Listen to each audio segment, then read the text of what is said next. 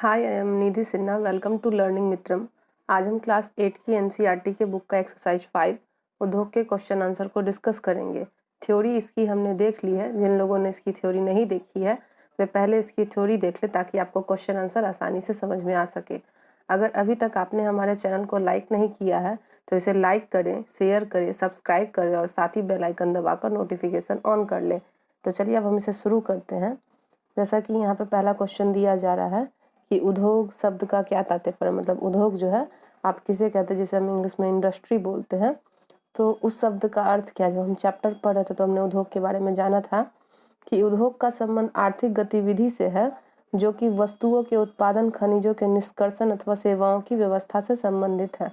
मतलब उद्योग यानी कि इंडस्ट्री, जिसके अंतर्गत हम क्या बता सकते हैं, तो यह एक ऐसी आर्थिक गतिविधि के अंतर्गत आती है जिसमें हम क्या करते हैं, वस्तुओं का लेन देन करते हैं, मतलब व्यापार व्यवसाय में उसे बेचते हैं, खरीदते हैं और खनिजों के निष्कर्षण से। मान लीजिए अगर कोई भी इंडस्ट्री या उद्योग हमारे पास है तो उसका संबंध किससे है? डायरेक्ट खनिज से। खनिज यानी कि मिनरल, और मिनरल क्या होते हैं हम जानते ही हैं। खनिज हम उन्हीं चीज़ों को कहते हैं जिसका उपयोग मनुष्य अपनी आवश्यकताओं के लिए करता है। जिसका मनुष्य अपनी आवश्यकताओं के लिए प्रयोग नहीं करता है वे चीज़ें क्या होती हैं? खनिज नहीं कहलाती हैं। तो खनिजों के निष्कर्षण और सेवाओं की व्यवस्था से यह क्या है? संबंधित है, जिसे हम क्या बोलते हैं? तो उद्योग बोलते हैं। उसके बाद दूसरा क्वेश्चन देखिए, वे कौन से मुख्य तथ्य हैं जो उद्योग की अवस्थिति को प्रभावित करते हैं? मतलब इनमें से कौन से ऐसे मुख्य तथ्य हैं जो उद्योग की अवस्थिति को प्रभावित करेंगे? तो चलिए यहाँ पे देखते हैं कि उद्योग की अवस्थिति को प्रभावित करने वाले कौन से कारक हैं, मतलब जो इंडस्ट्री पर पूरी तरीके से प्रभाव डालते हैं उनमें वो मेन पॉइंट क्या क्या हो सकते हैं। तो सबसे पहले हमें उद्योग अगर प्रारंभ करना है या कोई इंडस्ट्री स्टार्ट करनी है तो उसके लिए सबसे हमें पहले क्या चाहिए होगा? कच्चा माल चाहिए होगा। कोई भी कच्चा माल जिससे हम क्या करें, उद्योग में उसका उपयोग कर सके। उसके बाद हमें भूमि चाहिए होगी, फिर हमें श्रम चाहिए होगा, फिर हमें शक्ति के साधन चाहिए होंगे। शक्ति के साधन मीन्स आप समझ लीजिए कि इलेक्ट्रिसिटी वगैरह हो गया। उसके बाद फिर हमें कुछ बिल्डिंग वगैरह भी चाहिए जहाँ पे हम क्या करेंगे, तो उन सामानों को रखेंगे जहाँ से हम इंडस्ट्री स्टार्ट करने वाले। आप सरल शब्दों में उसे कह सकते हैं कि कारखाना टाइप का चीज़ जो है वो हमें चाहिए, कारखाना ही चाहिए। उसके बाद सामान को ले जाने और लाने के लिए परिवहन चाहिए यानी कि गाड़ियाँ। और चौथा क्या चाहिए? बाजार, जहाँ पे हम ये कच्चे माल से जो तैयार किए गए सामान है उनको बेच सके। तो ये क्या हो जाएगा? ये सारे के सारे क्या करते हैं? उद्योग की अवस्थिति को पूरी तरीके से क्या करते हैं? प्रभावित करते हैं, और यही क्या कहलाएंगे? इसके कारक कहलाएंगे। तीसरा है कौन सा उद्योग प्रायः आधुनिक उद्योगों का मेरुदंड कहा जाता है? मतलब उद्योग तो बहुत सारे हैं, तो उनमें से कौन से उद्योगों को हम क्या कहेंगे? तो उद्योग का मेरुदंड कहेंगे। तो जो लोहा इस्पात उद्योग होता है आधुनिक उद्योग का मेरुदंड कहा जाता है, क्योंकि अन्य उद्योगों के लिए उनकी आधारभूत सामग्री जैसे औजार और मशीनें आदि लोहा इस्पात से बनी होती हैं। देखिए यहाँ पे कहने का मतलब क्या है कि जिस तरीके से हमारा शरीर होता है और उसमें जो मेरुदंड की हड्डी होती है जो पूरी बॉडी को सपोर्ट करके रखती है, तो उसी तरीके से जो इंडस्ट्री है उसका सपोर्टर मेरुदंड क्या कहलाएगा? तो लोहा कहलाएगा। लोहा उद्योग क्यों? क्योंकि लोहा हर चीज़ में हमारे काम आता है। अगर हम उद्योग को ही प्रारंभ करना चाहते हैं तो जो फैक्ट्री हमें चाहिए, वहाँ पे मशीनें चाहिए, वहाँ पे मतलब जो भी चीज़ें चाहिए वो सबसे पहले लोहा जो है वो नेसेसरी चीज़ है। उसके वजह से गाड़ियाँ वगैरह भी हो गई, उनमें भी लोहे का प्रयोग किया जाता है। जो सामान ले जाने और लाने में हम लोग उपयोग करते हैं वो भी लोहे से बनी होती है। तो लोहा जो है एक मुख्य रूप से क्या है? मेरुदंड कहलाता है। किसके लिए कहलाता है? तो इंडस्ट्री के लिए यानी कि उद्योग के लिए। आधारभूत सामग्री में हम क्या करते हैं? औजार और मशीनों का निर्माण हम किससे करते हैं? लोहे से ही करते हैं।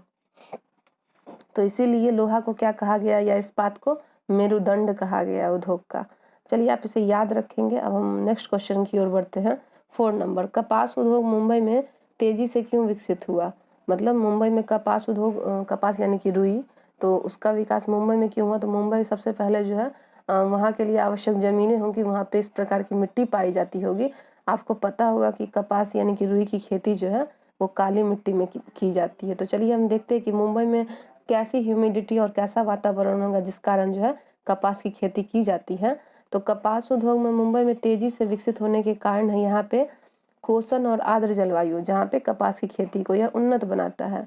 दूसरा है मशीनी आयात के लिए पतन की उपलब्धता, मतलब मशीन आयात यहाँ पे होना चाहिए वहाँ पे आवश्यक था मुंबई में, क्योंकि जो जैसे हम मुंबई को जानते हैं कि पोर्ट कहा जाता है, मतलब वहाँ पे बहुत सारे जो है समुद्री इलाके हैं जहाँ पे क्या होता है कि नाव का ले जाना और लाना अत्यंत सुविधाजनक है। वहाँ पे नदियाँ भी काफ़ी ज़्यादा अच्छी हैं, तो इसीलिए जो है मशीन आयात के लिए पत्तन की उपलब्धता आवश्यक थी। और यह कहाँ पे था? मुंबई में। कच्चे माल की उपलब्धता जो कि मुंबई में आसानी से हमें मिल जा रही थी, और दक्ष श्रमिकों की उपलब्धता, यहाँ पे मुंबई में श्रमिकों की भी कोई कमी नहीं थी। इसीलिए इन सारे चारों पॉइंटों को मुख्य रूप से देखते हुए जो है कपास का उद्योग जो है वो मुंबई में तेजी से विकसित होने लगा था। बाकी धीरे धीरे हमने जब चैप्टर पढ़ा था तो हमने जाना था कि मुंबई के बाद और भी बाकी जगहों पर जो है कपास की उद्योग जो है उसमें और भी जगहों पर इसमें विकसित जो है तेजी से की गई थी। इसकी प्रक्रिया जो है तेजी से धीरे धीरे विकसित होने लगी थी। नेक्स्ट पे चलेंगे। 5वां क्वेश्चन है यहाँ पे, बेंगलोर और कैलिफोर्निया में सूचना प्रौद्योगिकी उद्योगों के बीच क्या समानता है? मतलब यहाँ पे पूछ रहा है आपसे कि बेंगलोर और कैलिफोर्निया में सूचना प्रौद्योगिकी उद्योगों के बीच क्या समानता है। चलिए पहले हम इसके बारे में थोड़ा सा जान लेते हैं और उसके बाद फिर हम देखेंगे। आपने सिलिकॉन के बारे में सुना होगा, जिसे हम सिलिकॉन स्टेट के नाम से जानते हैं। अगर भारत में पूछा जाएगा ना आपकी, हम सिलिकॉन स्टेट के नाम से किसे जानते हैं, सिलिकॉन सिटी के नाम से किसे जानते हैं, तो भारत में जब पूछा जाएगा तो आप उसका आंसर बेंगलोर दीजिएगा। और विश्व में अगर पूछा जाएगा कि सिलिकॉन सिटी हम किसे बोलते हैं, तो आप कैलिफोर्निया दीजिएगा, जो कि अमेरिका में है। ये क्वेश्चन बहुत ज़्यादा इंपॉर्टेंट है, आपको बहुत सारे जनरल कंपटीशन एग्जाम में देखने को मिलेंगे। अभी हाल में हमारा भी एग्जाम हुआ था बिहार स्टेट का, उसमें भी ये क्वेश्चन देखने को मिला था कि जो सिलिकॉन सिटी है भारत में, उसको मतलब किस नाम से जाना था, वो कहाँ पे है। तो इसका आंसर जो वो क्या हो जाएगा? बेंगलोर।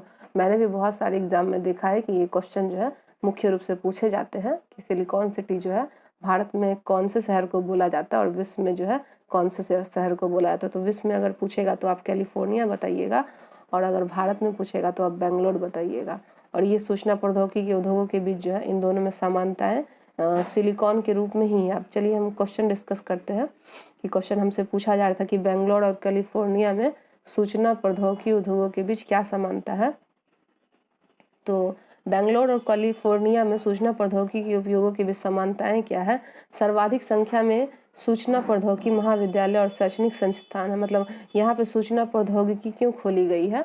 तो यहाँ पे क्या है कि सर्वाधिक संख्या में, मतलब बहुत ज़्यादा संख्या में जो है सूचना प्रौद्योगिकी और महाविद्यालय हैं, और यहाँ पे शैक्षिक संस्थान भी है बेंगलोर और कैलिफोर्निया दोनों में। उसके बाद दूसरा पॉइंट है सुहावनी आकर्षक जलवायु तथा स्वच्छ वातावरण। बेंगलोर और कैलिफोर्निया दोनों में ही सुहावनी आकर्षक और यहाँ की जलवायु क्या है? स्वच्छ, और पर्यावरण भी क्या है? यहाँ पे स्वच्छ है। तीसरा है अच्छी परिवहन सुविधाएं उपलब्ध होना। मतलब यहाँ पे परिवहन सुविधाएं भी उपलब्ध है, जैसे कि आप सूचना प्रौद्योगिकी को कंप्यूटर युग से जोड़ सकते हैं। तो यहाँ पे अगर कंप्यूटर जनरेशन की बात की जाए तो कैलिफोर्निया में काफ़ी ज़्यादा अच्छा है, और भारत में बेंगलोर में। निपुण और अनुभवी कार्यबल उपलब्ध है। मतलब यहाँ पे जो व्यक्ति हैं वो पूरी तरीके से इस काम के लिए क्या है? निपुण है, और एक्सपीरियंस भी है। और यहाँ पे क्या है? पैसे की कमी नहीं है। इसीलिए जो है बेंगलोर और कैलिफोर्निया को सूचना प्रौद्योगिकी उद्योगों में मतलब चुना भी गया है, और इन दोनों में क्या है? काफ़ी ज़्यादा समानताएं भी हैं। अब चलिए यहाँ पे कुछ क्वेश्चन दिए गए जिसे हम जानेंगे।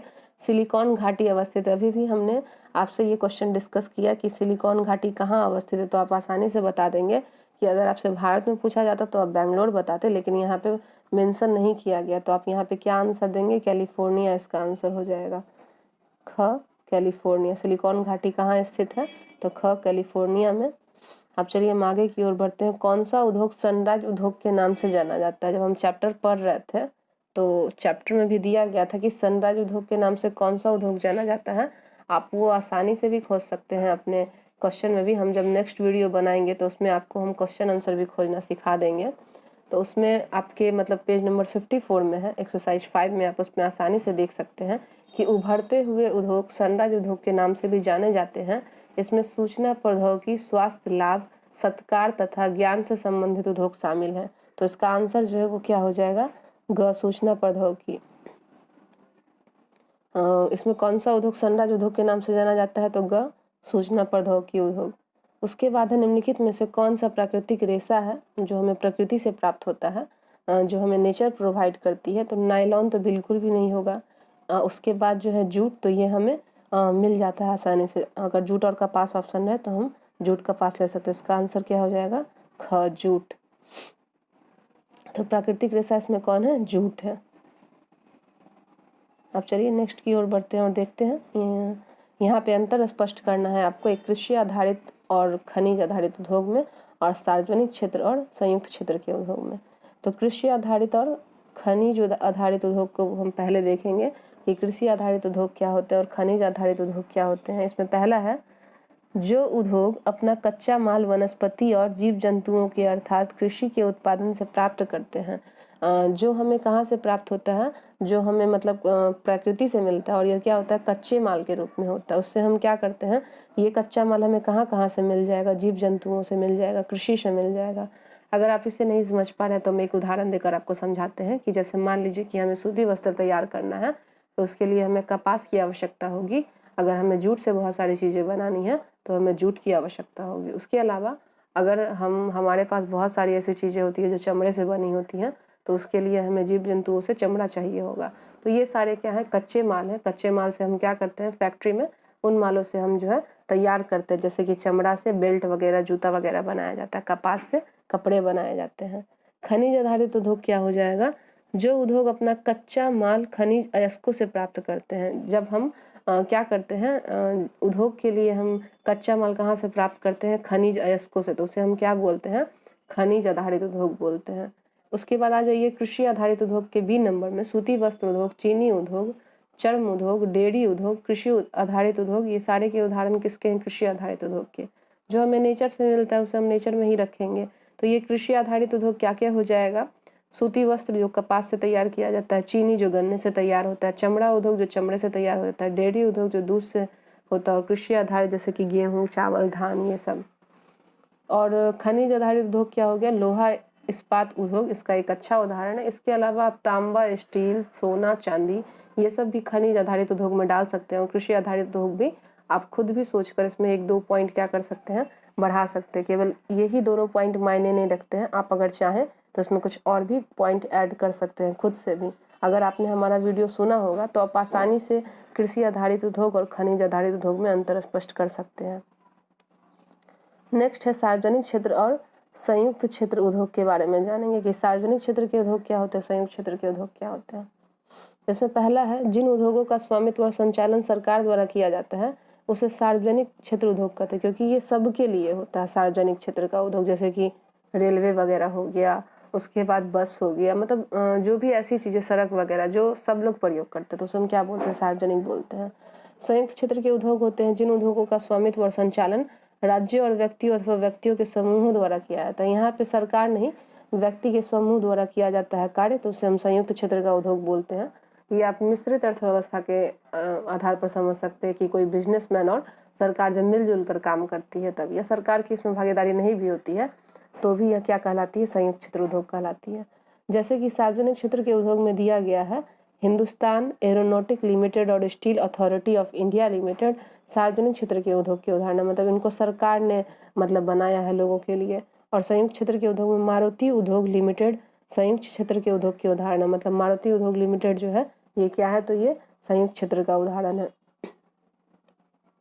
अब हमने सार्वजनिक क्षेत्र और संयुक्त क्षेत्र के उद्योगों के बारे में समझ लिया, तो हम नीचे कुछ फिल इन द ब्लैंक्स दिए गए हैं उनको देखेंगे और समझेंगे कि दिए गए स्थानों में आपको दो दो उदाहरण भरने हैं कच्चा माल के उदाहरण। अगर आपको भी पता है कि कच्चा माल क्या क्या हो सकते हैं तो आप आसानी से वो भी भर सकते हैं। जैसे कि हम यहाँ लोहा और कपास भर सकते हैं। कच्चा माल के दो उदाहरण क्या हो जाएंगे? लोहा, कपास। उसके अलावा आप भी सोचिए, आप चमड़ा भी भर सकते हैं। उसके अंतिम उत्पादन क्या हो जाएगा? इसमें अंतिम उत्पादन आप ले सकते हैं इस्पात और कपड़े का एग्जाम्पल भी आप ले सकते हैं कि अंतिम उत्पादन में क्या हो जाएगा?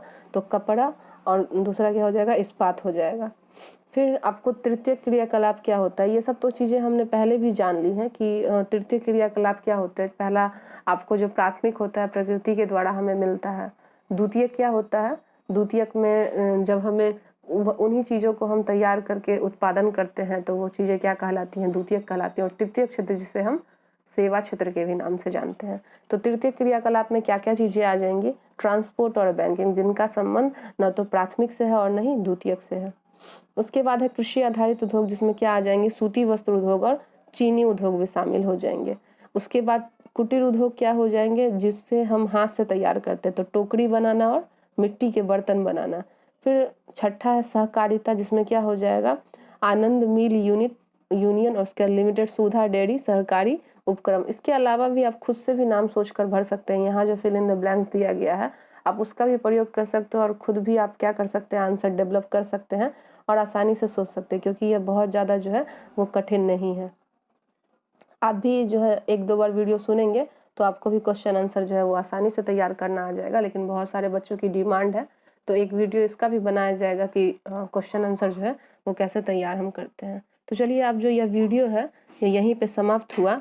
अगर आपको हमारा वीडियो पसंद आया हो तो आप इसे लाइक करें, शेयर करें, सब्सक्राइब करें, कमेंट करें और साथ ही बेल आइकन दबाकर नोटिफिकेशन ऑन कर लें। मिलते हैं अपने नेक्स्ट वीडियो में। इसे अपने दोस्तों में भी अधिक से अधिक शेयर करें। Thank you.